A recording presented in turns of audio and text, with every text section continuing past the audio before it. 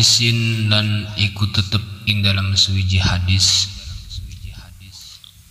utawi hadis mangqala subhanallahi kutibat lahu asyru hasanatin. Mangqala sisa pung kang ngucap isi wong ing subhanallah kutibat lahu asyru hasanatin, mangke den tulis lahu kedua si wong apa 10 kebagusan. Barang siapa yang membaca subhanallah 1 kali saja, maka ditulis oleh Allah dengan 10 kebaikan. Jika kita membaca subhanallah dengan 10 kali, maka pahalanya akan berlipat ganda menjadi 100 kebaikan. Makanya Nabi pernah mengatakan salah satu dari sholat sunnah yang selalu dilakukan oleh baginda kita Nabi Muhammad SAW adalah sholat tasbih. Sholat tasbih itu 4 rakaat. Nabi mengajarkan sholat tasbih. Sholat tasbih itu 4 rakaat 2 salaman. Jadi 2 rakaat salam, 2 rakaat salam. Bacaan pertama sesudah membaca Fatihah. Sesudah membaca Fatihah, kita disunahkan membaca surat. Sesudah kita membaca surat, kita disunahkan membaca subhanallah. Subhanallah walhamdulillah wala ilaha illallah wallahu akbar. Sunnah dibaca subhanallah walhamdulillahi wala ilaha illallah wallahu akbar. Berapa kali? 15 kali. Jadi rakaat pertama sesudah membaca Fatihah lalu membaca surat, disunahkan membaca subhanallah, membaca tasbih subhanallah walhamdulillahi wala ilaha illallah wallahu akbar. Boleh ditambahkan wala haula wala quwata illa billahil aliyyil azim. Biar lebih singkat membacanya subhanallah alhamdulillah wala ilaha illallah wallahu akbar 15 kali. Sesudah membaca subhanallah walhamdulillah wala ilaha illallah wallahu akbar 15 kali, lalu kita ruku, baca wirid ruku. Apa wirid ruku? Subhana rabbiyal azim wa bihamdi. Sesudah membaca 3 kali subhana rabbiyal azim wa bihamdi, lalu kita baca lagi subhanallah alhamdulillah wala ilaha illallah wallahu akbar. Berapa kali? 10 kali. Lalu sesudah 10 kali kita bangun dari ruku, lalu iktidal sejenak, baca 10 kali subhanallah alhamdulillah wala ilaha illallah wallahu akbar. Jadi sholat yang boleh iktidalnya itu panjang. Iktidalkan jangan melebihi sepanjang Fatihah. Adapun sholat tasbih boleh, karena disunahkan membaca subhanallah 10 kali. Subhanallah walhamdulillah wala ilaha illallah wallahu akbar. Lalu kita sujud, baca 10 kali. Lalu kita bangun dari sujud, baca rabbighfirli warhamni warfa'ni warzuqni wahdini wa'afini wa'afani. Lalu baca subhanallah walhamdulillah 10 kali. Lalu kita sujud lagi, baca 10 kali lagi. Lalu kita bangun dari sujud, duduk istirahat. Ya, duduk istirahat kan sunnah. Duduk istirahat, baca subhanallah walhamdulillah wala ilaha illallah wallahu akbar 10 kali. Lalu kita bangun, baca Fatihah lagi, baca surat lagi, baca subhanallah walhamdulillah wala ilaha illallah wallahu akbar 15 kali. Jadi sesudah Fatihah itu harus membacanya 15 kali. Adapun selain sesudah Fatihah, selain itu 10 kali. Itu tata cara sholat tasbih. Barang siapa yang berdoa sesudah sholat tasbih, kata baginda Nabi, insya Allah doanya mustajab. Tata cara niat sholat tasbihnya gimana Ustad? Jadi tata cara niat sholat tasbih itu soli sunnat tasbihi rok'ataini mustaqbilal kiblati lillahi ta'ala. Usolli sunnat tasbihi rok'ataini mustaqbilal kiblati sunnatan lillahi ta'ala. Usolli sunnat tasbihi rok'ataini mustaqbilal kiblati lillahi ta'ala. 2 rakaat. Karena 2 salaman, 4 rakaat itu dilakukan dengan 2 salaman. Lalu kita ketika akhir daripada sholat, ketika 2 rakaat pas tahiyat, baca dulu tahiyat, karena membaca tahiyat itu wajib. Baca tahiyat, ketika kita sudah membaca tahiyat, lalu baca subhanallah walhamdulillah wala ilaha illallah wallahu akbar 10 kali, lalu salam, assalamualaikum warahmatullah, assalamualaikum warahmatullah.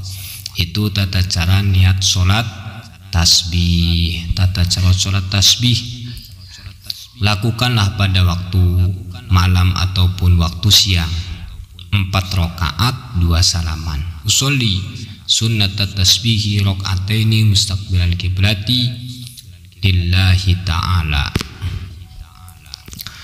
Wa man qala la ilaha illallah kutibat lahu isruna, lan sing sapong kang waca yesi wong ing la ilaha illallah, ngewaca la ilaha illallah, ngewaca tahlil, kutibat lahu isruna, mangke den tulis lahu kedhe wong apa 20 kebagusan.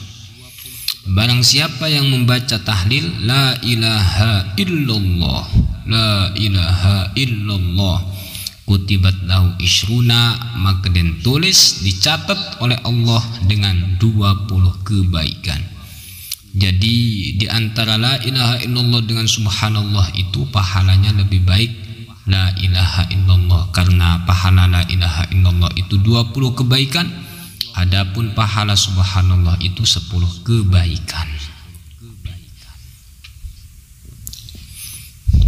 Kenapa? Karena la ilaha illallah itu adalah lafaz tauhid, kalimat tauhid. Kalimat tauhid menauhidkan Allah, tidak ada Tuhan selain Allah. Maka dalam thariqat, baik itu thariqat Naqsabandiyah, thariqat Syadiliyah, sama kalimatnya, yaitu la ilaha illallah, la ilaha illallah. Cuman beda tata cara, beda dengan thariqat Syadiliyah, thariqat Naqsabandiyah, thariqat Qadiriyah, beda. Kalimat satu tapi beda dengan tata cara. Maka dalam satu hadis Nabi pernah mengatakan, nanti ahli thariqat itu kelak dibangunkan dari alam barzah, kelak dibangunkan dari kubur, itu wajahnya seperti bulan purnama. Itu sebutkan ahli la ilaha illallah. Siapa ahli la ilaha illallah itu? Ahli la ilaha illallah adalah ahli thariqat. Ketika dibangunkan Allah kelak nanti di alam barzah, itu wajahnya seperti bulan purnama. Wa man qala alhamdulillah kutibat lahu salasuna, lan sing sapa kang waca wong ing alhamdulillah, kutibat lahu salasuna, maka den tulis lahu kudu wong apa 30 kebaikan. Barang siapa yang membaca alhamdulillah 1 kali saja, kata Nabi, maka dicatat oleh Allah dengan 30 kebaikan. Jadi subhanallah itu 10 kebaikan, la ilaha illallah 20 kebaikan, adapun alhamdulillah dicatat oleh Allah dengan 30 kebaikan. Makanya dalam satu riwayat Isra Mi'raj, dalam satu riwayat Isra Mi'raj kan baginda Nabi melihat Nabiullah Ibrahim. Kata Nabi Ibrahim, Ya Muhammad, apakah kamu tahu tanaman surga itu apa? Kata baginda Nabi, apa? Ya Nabi Allah Ibrahim, tanaman surga itu apa? Kata baginda Nabi Ibrahim, tanaman surga itu adalah subhanallah walhamdulillah wala ilaha illallah wallahu akbar. Jadi salah 3 kalimat ini adalah tanaman surga. Barang siapa yang membaca 3 kalimat ini, maka otomatis pahalanya akan ditanamkan di dalam surga. Wala yu'aridu hadisu afdalu ma qultuhu ana wa nabiyyuna min qabli la ilaha illallah. Lan urunana nentang hu ing hadis wala yu'ariduhu lan urunana nentang ing hadisu afdalu ma qultuhu, apa hadis afdalu ma qultuhu ana wa nabiyyuna min qabli la ilaha illallah, utailu utamani barang kang ucap isun hu ing ma ana isun wa nabiyyuna lan para nabi kabeh min qabli saking sedurunge isun la ilaha illallah iku kalimat la ilaha illallah. Wala yu'ariduhu, jadi hadis yang dikatakan Nabi mangkola subhanallah dan hadis mangkola alhamdulillah kutibat lahu salasuna itu tidak ditentang dengan hadis afdalu ma qultuhu ana wa nabiyyuna min qabli. Jadi seolah-olah lafaz alhamdulillah itu lebih baik dibandingkan la ilaha illallah kalau hadis di atas. Akan tetapi hadis di bawah ini, hadis afdalu ma qultuhu ana wa nabiyyuna min qabli, itu menerangkan bahwa kalimat yang paling baik itu adalah la ilaha illallah. Kenapa? Karena la ilaha illallah itu utamanya suatu kalimat yang aku ucapkan, kata Nabi, wan nabiyyuna min qabli, dan nabi-nabi sebelumku, itu kalimat la ilaha illallah, bukan alhamdulillah, tapi la ilaha illallah. Itu tidak mentang. Jadi alangkah baiknya kita selalu mengucapkan 3 kalimat tersebut. Pertama subhanallah, kedua walhamdulillah wa la ilaha illallah wallahu akbar. Jadi hadis di atas hadis afdalu ma qultuhu ana wa nabiyyuna min qabli itu tidak menentang hadis alhamdulillah kutibat lahu salasuna. Jadi alangkah baiknya kita ucapkan dengan 3 kalimat tersebut. Pertama subhanallah, yang kedua walhamdulillah, yang ketiga la ilaha illallah. Karena itu 3 kalimat tersebut termasuk tanaman surga.